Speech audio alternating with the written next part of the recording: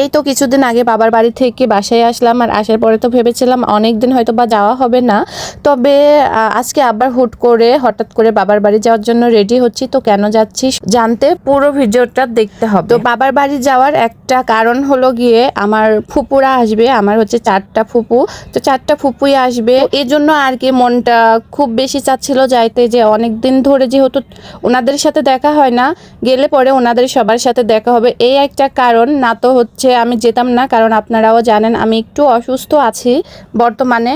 তো এই যে ওয়ার্ড্রোবটা খোলার পরে আমি ড্রেস দেখতেছি যে কোনটা পরে যাব। ওদিনকে আবার খুব গরম ছিল, তো আমি একটা কমফোর্টেবল নরম সুতি ড্রেস খুঁজতেছিলাম। গরমের দিনে সুতি আরামদায়ক ড্রেস অনেক বেশি আরাম দেয়। তো আমি বেছে বেছে একটা ব্লকের ড্রেস বের করতেছি, যেটা আমার 2 বছর আগে কেনা। এটা পরা হয়েছে মাত্র কয়েকবার, তো এটাই আমি ভাবতেছি পরে যাব। ড্রেসটা আমার খুবই ভালো লাগে, অনলাইন থেকে নেওয়া হয়েছিল ড্রেসটা। গিয়ে যেহেতু সারাদিন থাকবো, তো আমি সকালবেলা বাচ্চাদেরকে আগে গোসল করিয়েছি, তারপরে নিজেও গোসল করব, যেহেতু আস্তে আস্তে আমাদের রাত হয়ে যাবে।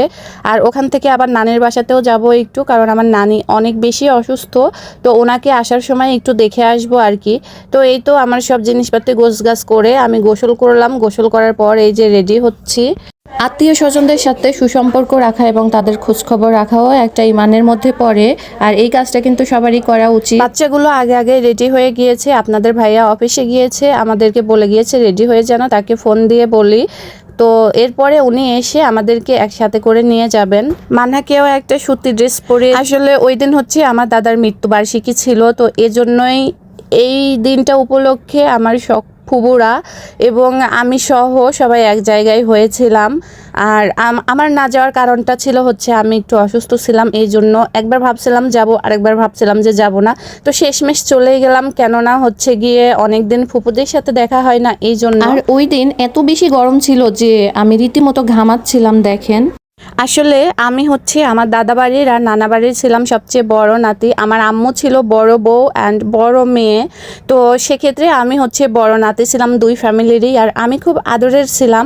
তো আমার নানা বাড়ি থেকে অনেক অনেক বেশি আদর পেয়েছি আমার মামাদের কাছে, আমার নানার কাছে। আমার নানা বাড়ির গল্প না হয় অন্য একদিন আপনাদের সাথে শেয়ার করব। আর দাদার সাথেও কিন্তু অনেক সুন্দর সুন্দর কিছু স্মৃতি আছে, যেগুলা আমার এখনো মাঝে মাঝে মনে পড়ে। আমি যখন হচ্ছে বাবার বাড়িতে যাই, তখন যাইতে গেলে আমার মানে বাবাদের গোরস্থান যেটা, সেটা আর কি আমাদের পাশে পড়ে। তো ওই পাশ দিয়ে যেতে গেলে আমার দাদার কথা ভীষণ পরিমাণে মনে পড়ে। তো এই যে আমরা রেডি হয়ে গিয়েছি, আর আপনাদের ভাইয়াকে কিন্তু কলও দিয়ে দিয়েছি। আর এদিকে দেখেন মানহা যাওয়ার জন্য তার পুতুলকেও নিয়ে যাচ্ছে। এতবার করে বললাম যে আমরা তো আবার চলেই আসবো সন্ধ্যায়, তো পুতুল কেন নিয়ে যাবা? কিন্তু সে তো শুনতে নারাজ, সে রেগে মেগে এই যে পুতুলটা ব্যাগে নিয়ে বের হচ্ছে। তো আমরা এই যে এখন বাড়ি থেকে বের হব, তো বের হয়ে গোল চত্বরে গেলাম। যাওয়ার পরে বাবার বাড়িতে যেহেতু যাব, একটু মিষ্টি নিলাম এখান থেকে। তো মিষ্টি নেওয়া শেষ, এখন আমরা আবার গাড়িতে উঠবো। তো গাড়ি না, অবশ্য আপনাদের ভাইয়ার বাইকে গিয়েছিলাম। তো এই যে যাচ্ছি, অবশ্য তখন কিন্তু মেঘলা মেঘলা ছিল, আকাশটা মেঘলা মেঘলা ছিল, হালকা বৃষ্টি হচ্ছিল। শুধু দোয়া করতেছিলাম যে আল্লাহ জোরে যেন বৃষ্টি না হয়, জোরে বৃষ্টি হলে তো আমরা ভিজে যাব। এর আগে একবার যখন নানির বাসায় আম্মুর বাসায় যাই, তখন যাইতে গিয়ে আমরা অনেক পরিমাণে ভিজে গিয়েছিলাম, একদম গোসল হয়ে গিয়েছিল বৃষ্টিতে ভিজে। তো এই তো আম্মুদের বাসায় পৌঁছায় গিয়েছি। আর এই যে মানহা তো অনেক খুশি, আসার পরে ড্রেস চেঞ্জ করেছে, টি শার্ট পরে নিয়েছে, ওর নাকি খুব গরম লাগতেছিল। তো যাই হোক, বাবার বাড়িতে অনেক বেশি আনন্দ করলাম, অনেক বেশি স্মৃতি শেয়ার করলাম। সব ফুপুরা আসছিল, তাদের সাথে দেখা সাক্ষাৎ হলো।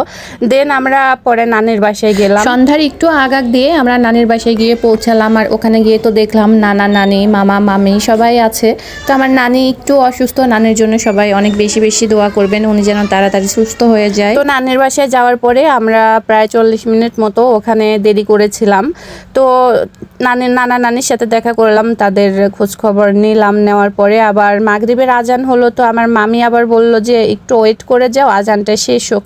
তো আমরা আজানটা শেষ করে আমরা পরে বাসা থেকে বের হলাম।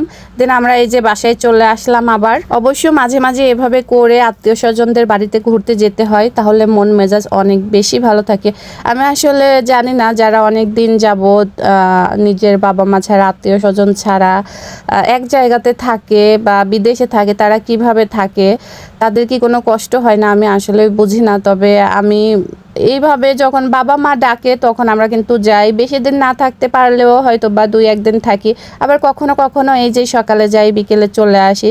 এতে কিন্তু সবার সাথে সবার বন্ডিং অনেক বেশি ভালো থাকে। তো চেষ্টা করা হয় আত্মীয় স্বজনদের সাথে সুসম্পর্ক রাখার, কারণ বিপদ তো বলে কয়ে আসে না। তো আল্লাহ সবাইকে হেফাজতে রাখুক, সবাইকে সুস্থ রাখুক। তো এভাবে করেই যেন সবার সাথে মিলেমিশে থাকতে পারি সারা জীবন, এটাই আমার চাওয়া।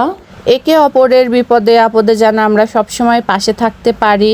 প্রতিদিনের ডেইলি ব্লগ পেতে আমার চ্যানেলটা সাবস্ক্রাইব করে রাখবেন, আর আমার ভিডিওটা কেমন লেগেছে কমেন্ট করে জানাবেন। তো আজকে এ পর্যন্তই, সবাই ভালো থাকবেন, সুস্থ থাকবেন। আল্লাহ হাফিজ।